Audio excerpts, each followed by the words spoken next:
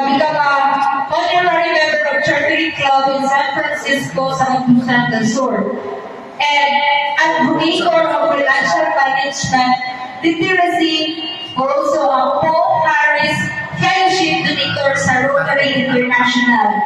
And also, she is a vlogger. Kung makabalo ko ngayon nag-stay stagnant si Eastern, it's because of Gwen Diary and Gwen's TV because siya din ang isang founder sa group. Because she is a blogger, she is an entrepreneur and influencer. And also Vice President sa Illegal Citizen Branch School. SPTA nila. And also, I would like to inform you, kailan naman siya po she has Guadalupe Alcantara. Okay, good afternoon, thank you. Ako din siya di patawag mo kay that's the proper na flow. Before mag-start ang kuhan, we need to call to order by the President. Good morning, Helena. So this is the flow. So, good afternoon, everyone. And actually, nag-start na lang tanong walang ako. Isa naman to si akong guest na ng Adri. Pero ato na lang yung convert. Nakata ba mo program? May program ako. Tangan, nag-distribute na. Nakita niyo yung program. So again, good afternoon and I would like to welcome Pastor Alfredo Obinia. Okay, from Comrade ko.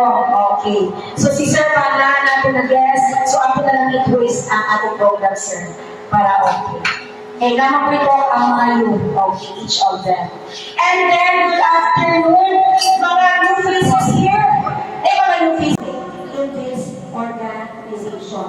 Esther Iligan. Nalisod ka hari, Esther Iligan. Eltara, also known as Katie. I'm 24 years old. I live in Upper Minatanon. Thank you for giving us a platform to make a difference. But through countless and various mga activities like. Good afternoon to everyone. I am Raisin Joy Ponsera. Kaming sa kasugod may o youth leader. If truly yun ang kanta ng pagatpag, apil ni Maria, then din mo makita kung tinuhudod ka mo, sir. Ay, good afternoon din sa atin. Big mood, part ng apil-apil sa mga group activities, like learning, and So thank you very much. Sa mga itang ulan, init, kung saan ka nakalayo kay Lassie, dito mo ako para lang makatamang sa mga tao bitaw din. Para di magkapoy. Good afternoon, everyone. So wala po na kailangan ng Jeremy Morales sa Cardo. Mayong hapon sa tanan. Usa ka naghaponon diin duol kayo ni sa akong dughan gumikan kay ang akong kaugalingon akong nakit-an diha ninyo. Ingani pud ko sa una naga-attend, naga-appeal yun ko, naga-participate ko unsay mga activities sa mga youth. So, na-introduce naman, it's my great respect sa ato ang kining ni ang founder ninyo din sa nagtabang ninyo si Mr. and Mrs. Alcantara. Ma'am, thank you so much for your life nga imong gi-dedicate sa mga batanon.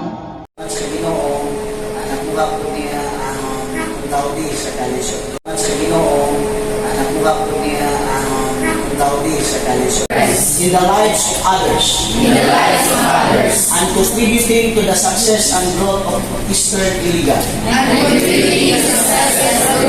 To be an active participant in our initiatives.